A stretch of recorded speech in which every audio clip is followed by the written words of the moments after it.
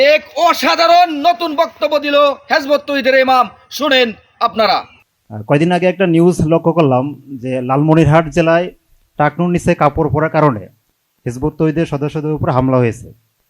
অতীতেও আমরা দেখেছি আফগানিস্তানে দাড়ি না রাখার কারণে শরিয়া পুলিশ ব্যথাঘাত করত। এই বিষয় সম্পর্কে ইসলামের দৃষ্টিভঙ্গি জানতে চাচ্ছি। তবে কি বাংলাদেশ আফগানিস্তানের মতো হতে যাচ্ছে কিনা? বাংলাদেশ আফগানিস্তান হবে কি হবে না সেটা সময় বলে দেবে। ব্যবসা করে, তার ব্যবসা কতটুকু হালাল কি বা হারাম জিজ্ঞাসা করেন, সেদিকে খবর নাই। তার টাকনু নিয়ে শুরু করেছে সে। এবার আমি ঢাকার কিছু ফল ব্যবসায়ীর কাহিনী বলি আপনাকে। দেখবেন দাড়ি আছে লম্বা, সাদা দাড়ি, দপদপে দাড়ি, ঠিক আছে, দাড়ি রাখেন সুন্নত, মাথার টুপি, কপালের মধ্যে একেবারে কালো দাগ পড়ে গেছে। আপনি তো সালাম দিবেন সালাম আলাইকুম, আপনার বলবো সালাম আলাইকুম, কি নিবেন? বলছে আমাকে 2 কেজি আপেল দেন।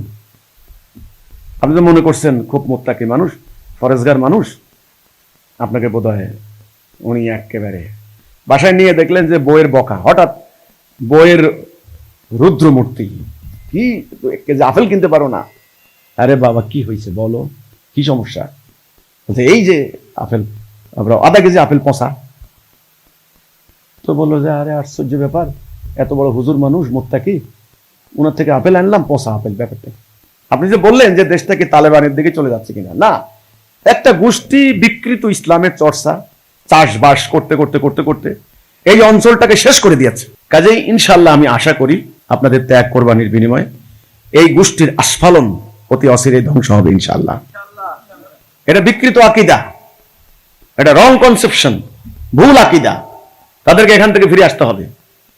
তারা অনর্থক সুন্নত, নফল, মুস্তাহাব এগুলা নিয়ে মারামারি করবেন, এটা হতে পারে না। যেখানে আল্লাহর হুকুম চলে না, আল্লাহর বিধান চলে না, আমরা বংশ পরম্পরা মেনে চলছি ব্রিটিশের আইন, ব্রিটিশের হুকুম, সেখানে আপনি টাকনু নিয়ে মারামারি করবেন, টুপি নিয়ে মারামারি করবেন, জুব্বা নিয়ে, দাড়ি নিয়ে মারামারি করবেন, এটা আমি মনে করি অজ্ঞতা, অন্ধত্ব। তবে সাধারণ মানুষ এখান থেকে ফিরে আসবে ইনশাল্লাহ।